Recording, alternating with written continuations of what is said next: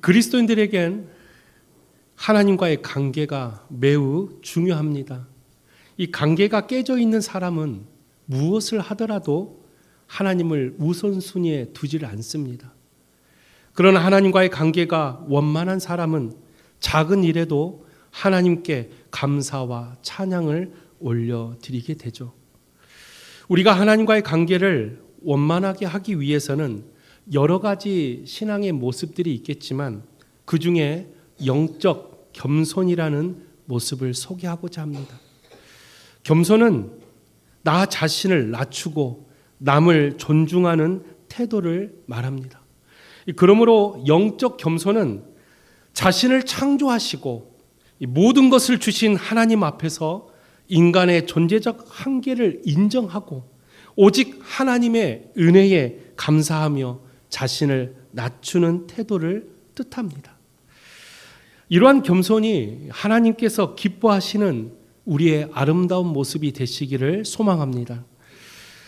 남아프리카 성자라고 불리우는 앤드류 머레이라는 목사님이 쓴 겸손이라는 책이 있어요. 그 책에 보면 목사님은 겸손에 대해서 이렇게 소개합니다. 겸손은 단순히 하나의 덕목이 아니라 하나님과의 올바른 관계를 맺기 위한 필수적인 바탕임을 강조합니다. 인간은 죄로 인해 교만해졌고 이 교만이 하나님과의 분리를 초래했다라고 말합니다. 오직 겸손을 통해서만 우리는 하나님의 은혜와 임재를 온전히 경험할 수 있다라고 말하고 있습니다.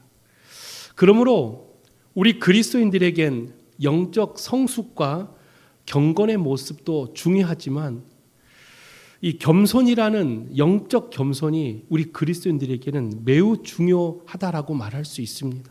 왜냐?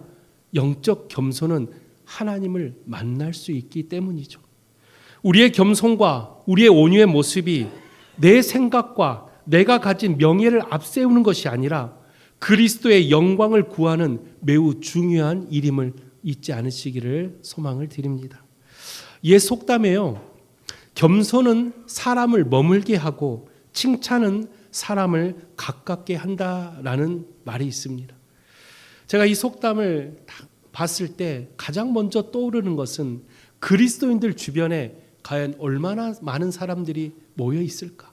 여러분 주변에는 많은 사람들이 얼마나 모여 있습니까?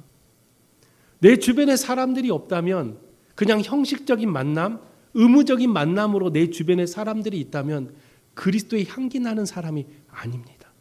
그러나 의무적이지 않더라도 늘 나를 위해서 기도해 주는 사람, 내 말 한마디에 선한 영향력을 미치고 나를 좋아해서 내 주변에 모여들려고 하는 사람들은 지금 내가 그리스도의 향기 나는 사람이라는 것을 보여주는 단편적인 예이죠. 따라서 그리스도인들에게는 가장 아름다운 모습은 겸손의 모습이에요. 나 자신은 죽고 오직 내 안에 예수 그리스도만 살아 역사하시는 모습, 그런 겸손의 모습이 어느 순간 눈을 떴을 때 내 주변에 수많은 사람들이 모여 있다는 것을 보게 될 것입니다. 목사인 저도 이 겸손의 모습을 강구하고 또 강구해요. 내 주변에 많은 사람들이 나를 통해 선한 영향력을 받게 된다면 얼마나 하나님이 기뻐하실까? 그리고 그 사람들이 또 다른 사람에게 선한 영향력을 미칠 수 있다면 얼마나 행복한 공동체가 될까? 저는 우리 송파교회 모든 성도들이 그런 겸손의 모습을 가지고 세상에 나아가 여러분이 서 있는 각자의 지경터에서 수많은 사람들이 여러분의 주변에 모여 선한 영향력을 받고 그리고 또 다른 사람들에게 선한 영향력을 미칠 수 있는 그런 사람들이 될 수 있도록 성령이 여러분과 함께하는 사람이 되시기를 주님의 이름으로 축원드립니다. 오늘 말씀은 무익한 종이라는 제목으로 이 참된 그리스도인들이 가져야 될 올바른 모습에 대한 말씀을 전하고자 합니다.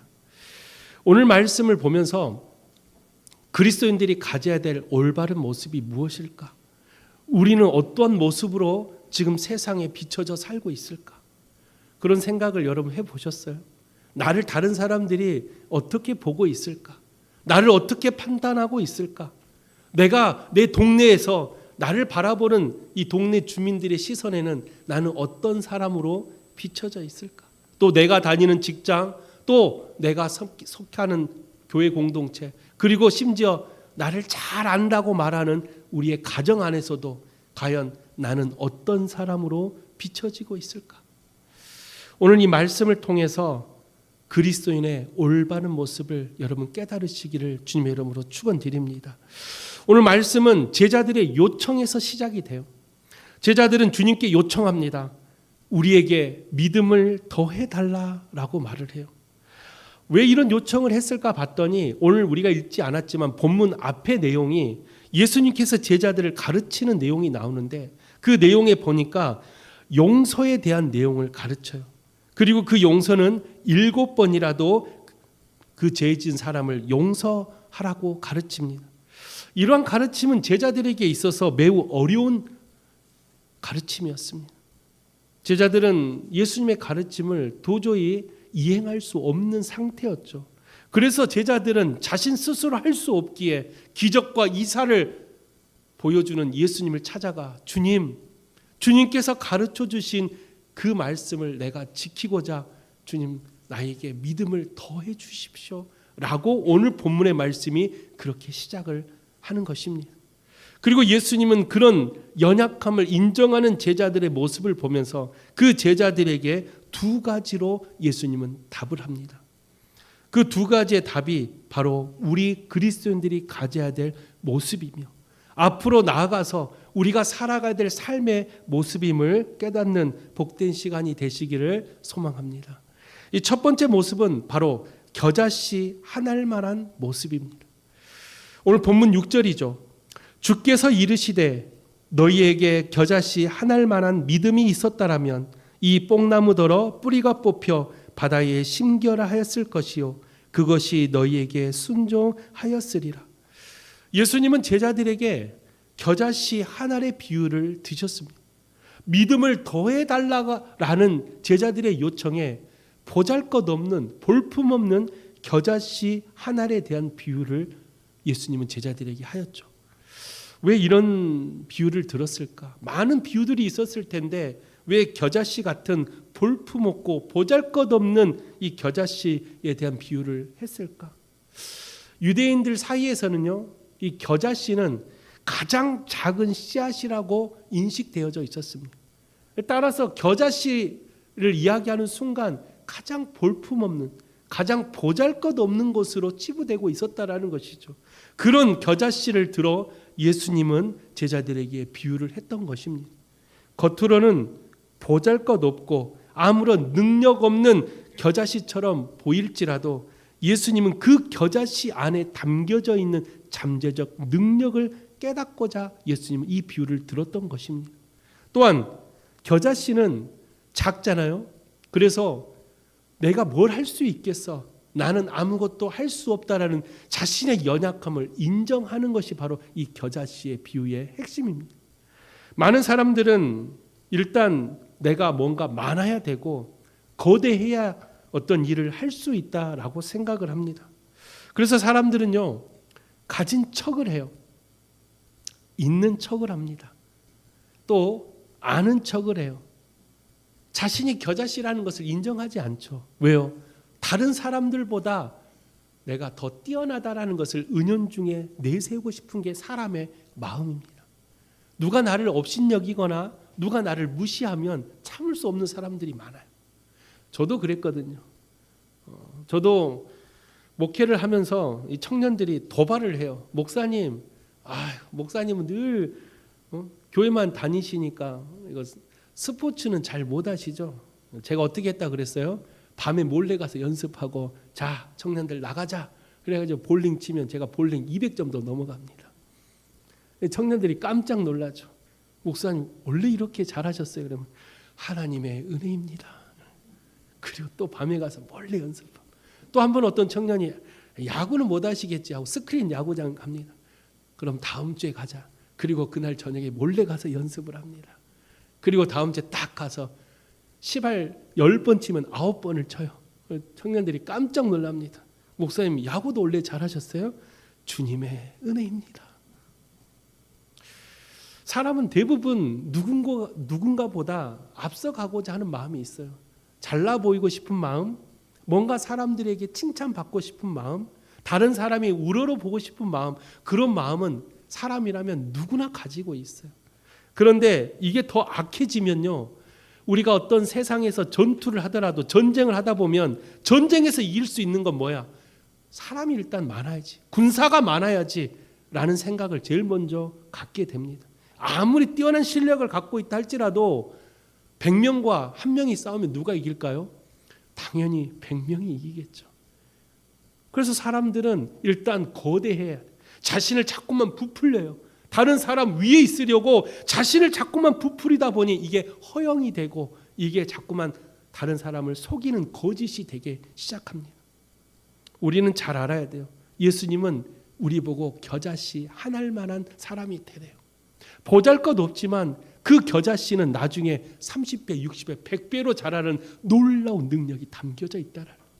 지금 내 눈에는 보잘것 없는데, 지금 내 눈에는 이게 뭐 할 수 있겠어? 너가 무엇을 할 수 있겠어? 라고 말하지만 그 안에 겨자씨 하나일 만한 믿음만 있다면 주님은 그를 들어 하나님을 영화롭게 하는 놀라운 사람으로 세워주신다라는 것. 주님은 약한 자를 들어 강하게 만드십니다. 가난한 자를 들어 부유한 자들을 부끄럽게 만드신다 그랬어요. 우리가 하나일 만한, 겨자씨 하나일 만한 믿음 아무것도 아니라고 생각하지만 주님이 함께 하시면 우리의 생각을 뛰어넘는 놀라운 능력으로 나타난다라는 것입니다. 성경에 보면 그런 주님의 겨자씨의 믿음에 대해서 설명을 많이 하는 성경 이야기들이 많아요. 대표적인 성경의 이야기가 바로 기드온의 이야기죠. 기드온이 미디안과 전쟁을 합니다. 그때 미디안의 전쟁할 때 나왔던 병사의 수가 메뚜기 떼 같고 해변에 모래같이 많았다고 성경 말을 해요. 얼마나 많았으면 해변에 모래처럼 군사들이 많았을까. 그래서 기드온은 어떻게 했어요?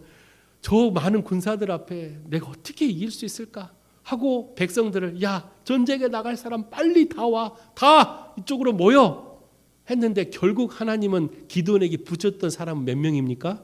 300명만 붙여줘요. 대부분 사람들은 아니 지금 한 사람이라도 더 있어야 전쟁에 승리할 텐데 이 300명이라뇨. 하나님 300명이라뇨. 그런데 결과는 어땠어요? 300명이 승리했다라는 거. 이게 겨자씨 하나일 만한 믿음이에요. 왜요? 300명이 뛰어나서가 아니라 하나님이 함께 하셨기에 승리했다라는 거. 또 광야에서 출애굽했던 이스라엘 백성들이 아말렉과 전투를 합니다. 출애굽했던 백성들 손에는 무기 한 자루 없었어요.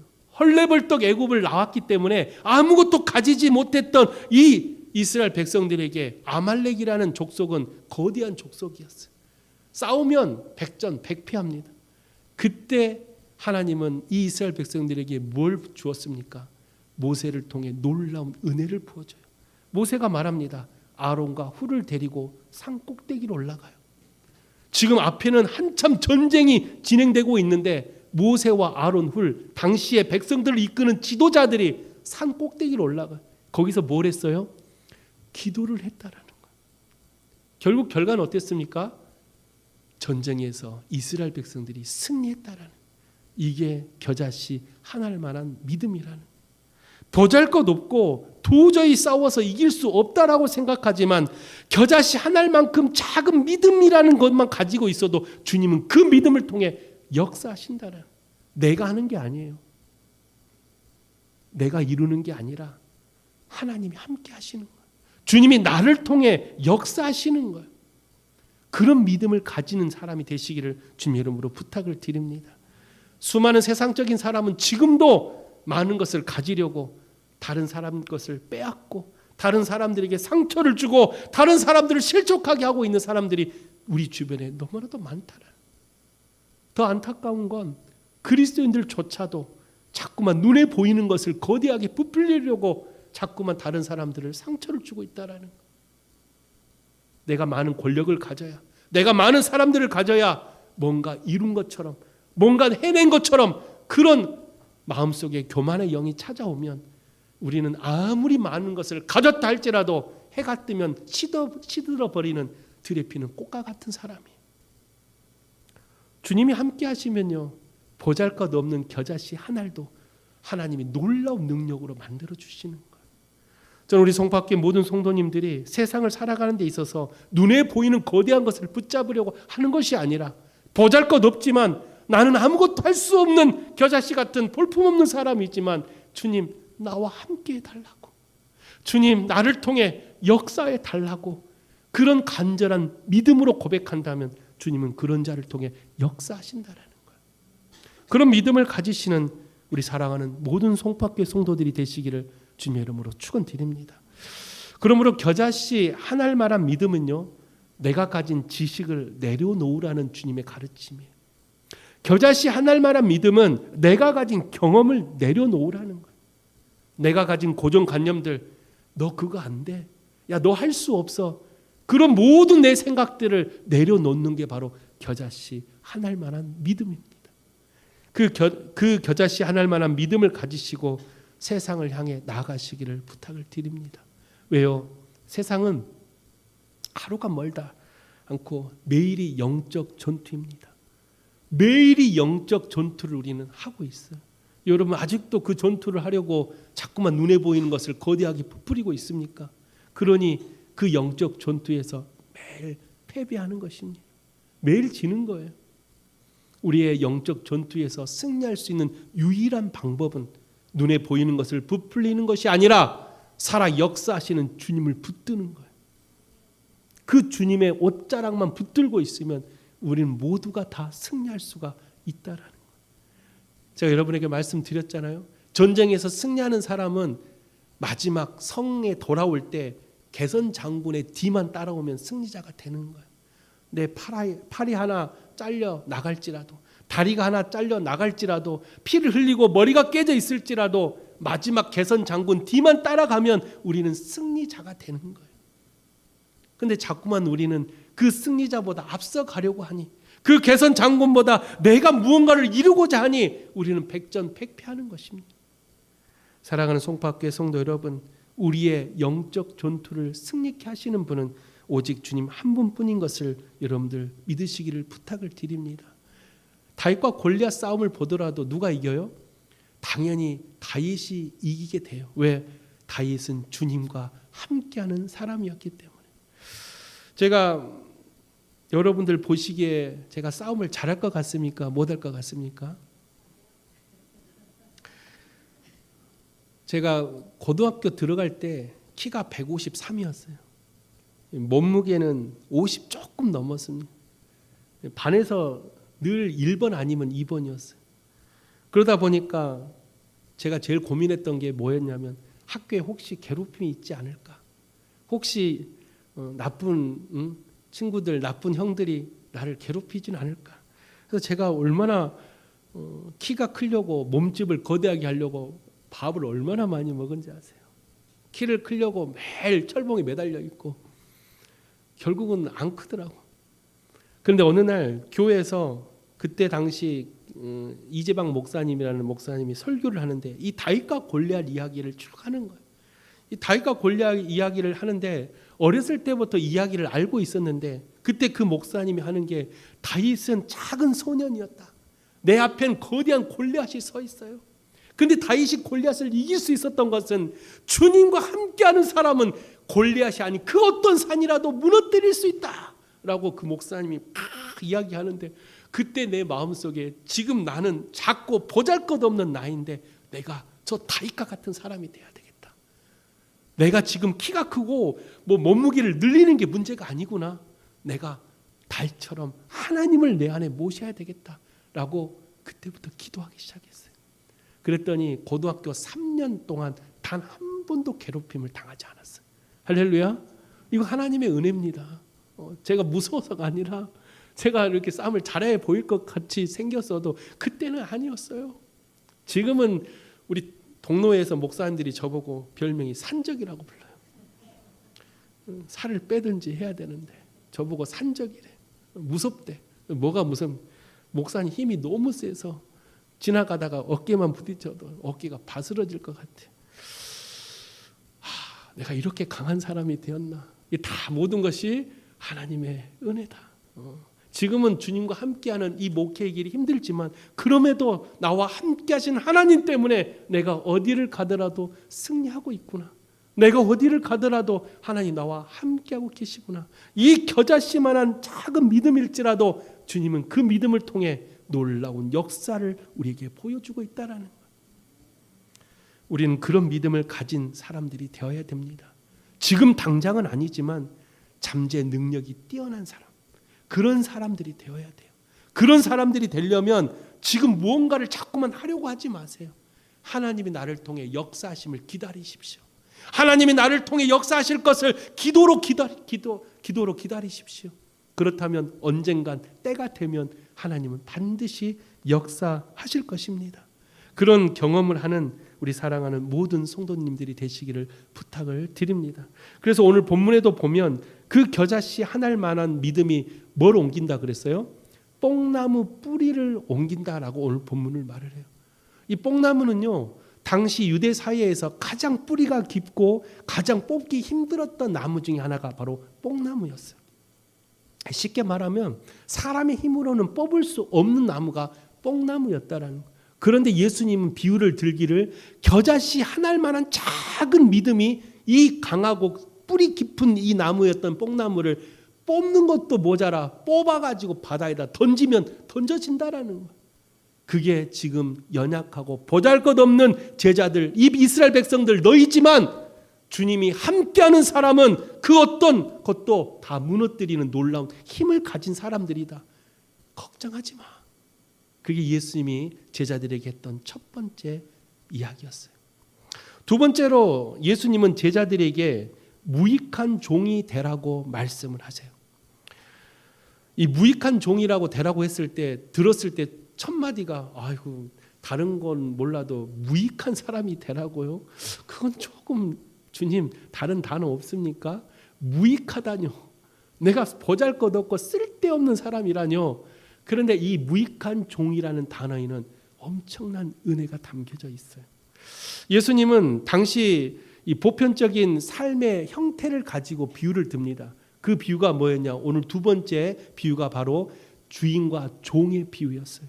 첫 번째 비유가 겨자씨 비유였다면 두 번째 비유는 종과 주인의 비유였어요. 당시 유대 사회에는 철저하게 주인과 종의 관계가 명확했어요. 그래서 오늘 본문에도 보면 뭐라고 말해요? 종이 밭에서 일하고 돌아왔다고 해서 주인이 곧바로 종에게 쉬라고 하지 않는다라는, 상을 주지도 않는다라고 오늘 본문은 말을 해요. 오히려 종은 주인에게 식사를 준비하고 수종 드는 것이 당연한 의무다라고 말을 해요. 그리고 그 의무를 다했다고 오늘 본문에 뭐라고 말해요? 주인이 종에게 특별히 고마워하거나 보상할 필요가 없다라고 말을 해요. 이 비유를 그냥 언뜻 들으면 이해할 수 없는 비유입니다. 그런데 왜 예수님은 이 주인과 종의 비유를 들어 제자들을 깨닫게 했을까? 이 비유에는 뭐가 담겨져 있냐? 바로 무익한 종이라는 겸손이라는 단어가 숨겨져 있어요. 이 주인과 종의 관계가 바로 하나님과 우리의 관계를 말하는 거예요. 우리가 교회에서 봉사를 열심히 했어요. 내가 맡은 일을 사명을 최선을 다했어요. 그럼 누가 한 겁니까? 주님이 한 것이죠. 그런데 그렇지 않다라는 거예요. 대부분의 사람들은 자신이 내가 이걸 위해서 많은 시간과 많은 노력을 했다라고 말은 하지 않지만 내 속으로 그걸 다 생각하고 있어요. 목사인 저도 어떤 프로그램을 준비하고 수련회를 준비하고 끝나고 오면 야 진짜 힘들었다. 내가 그거 준비하느라고 고생 참 많았네. 모든 사람은 다 그런 생각을 하게 마련이라는. 그래서 제자들이 예수님을 찾아와서 믿음을 더해달라고 말했을 때 너희들이 지금 무슨 믿음이 있길래 믿음을 더해달라고 말을 해? 그리고 너희들에게 있어서 주인과 종의 관계를 알지 못하니? 종은 자기의 의무를 다 할 뿐이야. 그렇다고 해서 주인이 너가 잘했다고 칭찬하지 않아. 왜 그럴까요? 내가 무언가를 했다라는 공로 사상에 빠지지 말라라는 비유의 핵심적인 이유가 바로 이 두 번째 비유에 담겨져 있다라는. 그래서 아무리 열심히 봉사하고 아무리 내가 하나님을 위해서 무언가를 했다 할지라도 내가 한 게 아니라 나를 통해 역사하신 하나님을 깨달으라는 게 바로 무익한 종이라는 단어에 담겨져 있는 숨겨진 메시지입니다. 이 모든 것이 하나님의 은혜임을 우리가 잃어버리는 순간 우리는 무익한 종이 아니라 나는 그래도 괜찮은 종이지. 내가 이 정도면 하나님이 기뻐하시는 믿음을 가진 사람이지. 아이고 목사님, 저 이 정도면 충분히 잘하고 있습니다. 혹시 이런 생각을 가지고 있다면 아직도 자신이 무익한 종이라는 것을 깨닫지 못하고 있다는 것. 예수님은 우리에게 무익한 종이 되라고 했어요. 그런데 우리는 무익한 종이 아니라 하나님 앞에 인정받는 종이 되고 싶어. 하나님께서 칭찬받는 종이 되고 싶어. 교회 안에서 성도들한테 사랑받는 종이 되고 싶어. 많은 사람들이 야 집사님, 권사님, 장로님 그거 하느라고 얼마나 수고하셨어요 라는 누군가에게 박수 갈채를 받고 싶어하는 그런 사람이 되고 싶어요. 이게 인간이 가진 당연한 생각일지 몰라도 주님은 자꾸만 우리를 무익한 종이 되라고 권면을 해요. 왜 그럴까요? 어느 순간 처음에는 하나님을 위해서 한다고, 교회를 위해서 한다고 시작하지만 어느 순간 자신의 공로나 영광을 드러내는 우리의 연약한 모습을 주님은 알고 계시기 때문에 그렇습니다. 우리가 교회에서 봉사를 하고 교회에서 행사를 할 때 다 주님을 위해서 한다라고 말을 해요.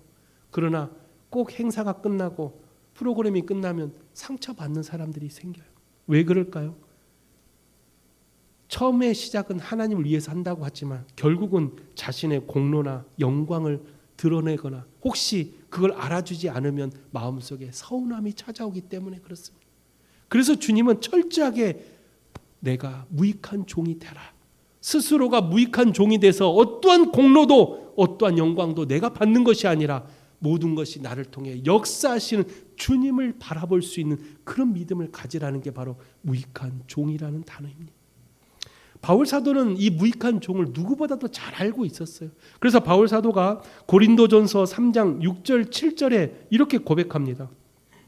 나는 심었고 아볼로는 물을 주었으되 오직 하나님께서 자라나게 하셨나니 그런즉 심는 이나 물 주는 이는 아무것도 아니로되 오직 자라게 하시는 이는 하나님뿐이니라.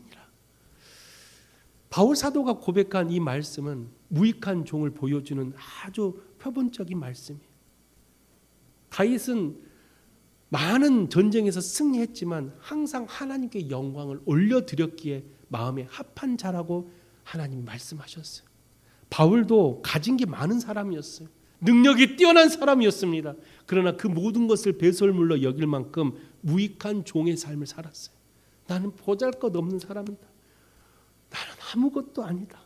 모든 것이 하나님께서 나를 통해 역사하신다는 그 무익한 종이라는 그 은혜를 바울 사도는 너무나도 잘 알고 있었다라는 것이죠.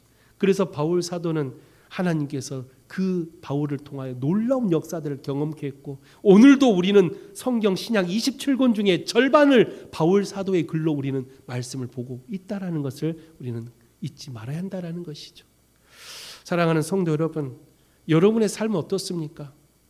내 공로나 내 수고를 혹시 누군가가 알아주기를 바라고 있지는 않습니까? 우리의 연약함을 내려놓으시고 무익한 종이 되시기를 부탁을 드립니다. 무익한 종은 쓸모없다라는 일반적인 뜻이 있지만 예수님이 말씀하시는 무익한 종은 쓸모없다라는 뜻이 아닙니다. 쓸모없다라는 뜻이 아니라 내가 주님 앞에서 어떤 것도 내가 내 공로나 내 영광을 드러내지 않겠다라는 다짐의 표현이 바로 무익한 종이에요. 예수님께서 우리에게 말씀하시는 무익한 종이 되라는 것은 나를 보잘것없는 사람인 것이 아니 내가 그런 사람으로 살겠노라고 다짐하고 결단하는 나의 믿음의 겸손한 모습을 주님은 가지라는 것이었습니다. 사랑하는 성도 여러분, 우리 모두가 무익한 종이 되시기를 주 이름으로 부탁을 드립니다. 그래서 무익한 종이 되었을 때, 내가 무익한 종이라는 것을 깨달았을 때 주님은 우리에게 4가지의 은혜를 주십니다. 첫 번째 은혜가 바로 교만에서 벗어나 겸손이라는 은혜를 받게 돼요. 교만은 하나님이 가장 싫어하시는 모습이죠. 그런데 무익한 종이라는 것을 깨닫는 순간 내 안에 교만의 껍데기는 벗어지고 겸손의 모습으로 우리는 돌아가게 됩니다. 그래서 모든 것이 하나님의 은혜고 모든 것이 하나님께 영광을 올려드리는 삶을 살게 된다라는 것이죠. 두 번째 은혜는 율법주의에서 벗어나 은혜 안에 거하게 된다라는 것이죠. 율법주의 가장 강력하게 강조했던 것이 행위의 구원이에요. 그러나 무익한 종이라는 것을 깨닫는 순간 율법주의에서 벗어나서 모든 것이 하나님의 은혜 가운데 이루어짐을 다시금 깨닫게 되는 것이죠. 바리새인이나 서기관과 같은 그런 율법주의 속에서 사는 사람들이 아니라 가부에 두렸던처럼 보잘것 없었던 수많은 그리스도인들처럼 나는 할 수 없지만 내게 능력 주신 자 안에서 내가 모든 것을 할 수 있다라는 그런 믿음으로 살아가는 사람들이 바로 율법주의에서 벗어나 은혜 안에 거하는 사람들의 모습입니다.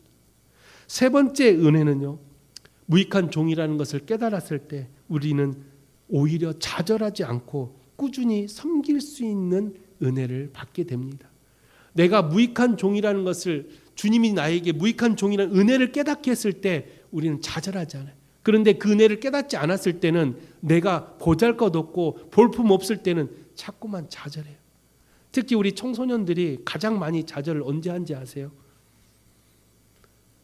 시험을 보고 똑같이 공부하고 똑같이 학교를 다녔는데 누군가는 높은 성적을 받고 나는 왜 이렇게 낮은 성적을 받았을까? 그때 많은 아이들이 좌절을 한대요. 어차피 공부해도 나는 원래 멍청한가 봐 라고 더 이상 공부를 하지 않으려고 한대요. 그런 아이들에게 부모는 그 아이의 마음도 모르고 공부하라고, 너 뭐하니? 지금 친구들 다 도서관에 있는데 너 지금 뭐하는 거니? 라고 그렇게 핀잔을 줍니다. 그럼 아이들의 마음은 어때요? 마음속에 부모에 향한 이제 마음속에 미움과 이제 부모를 향한 분노만 마음속에 차게 되는 거예요. 우리는 잘 알아야 돼요. 지금 우리 마음속에 내가 무익한 종이라는 것을 깨닫고 있는지 그렇지 않는지. 깨달은 사람들은 어떠한 시련과 어떤 어려움 속에서도 좌절하지 않습니다. 왜요? 나는 원래 무익한 종이니까. 나는 원래 무익한 종이어서 주님이 나를 통해 역사하시는 것을 나는 기다리는 사람이야. 그런 깨달음이 있다면 어떤 어려움이 내게 와도 좌절하지 않습니다. 왜요?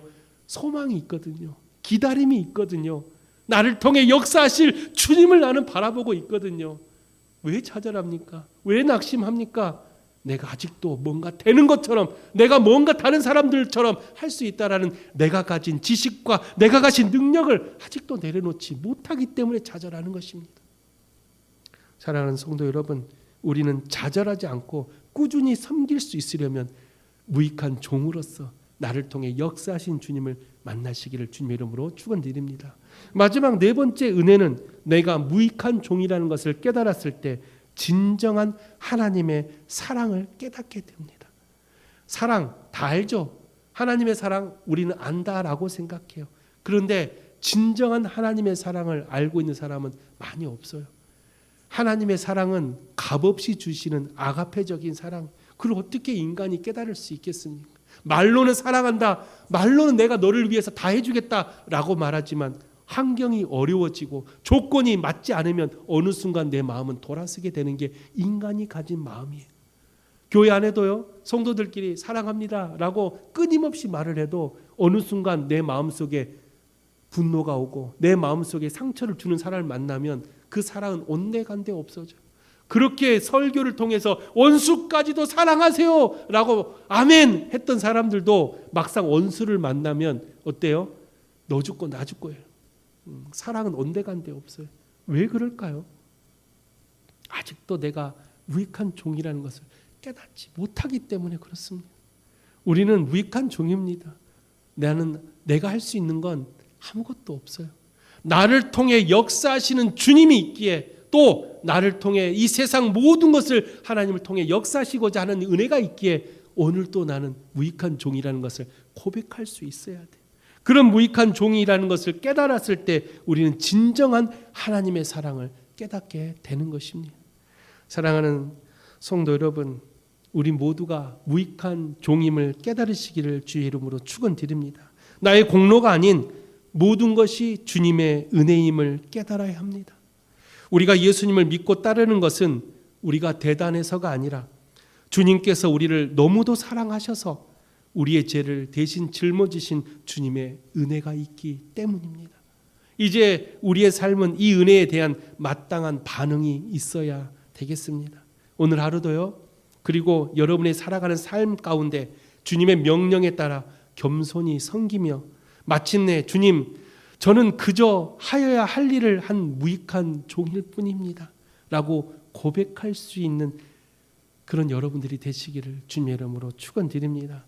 그래서요, 여러분이 살면서 이런 고백을 한번 해보십시오. 나는 주님을 위해서 무엇을 할 수 있는가가 아니라 주님은 나를 위해 무엇을 하셨는가를 먼저 깨닫는 자가 되시기를 부탁을 드립니다.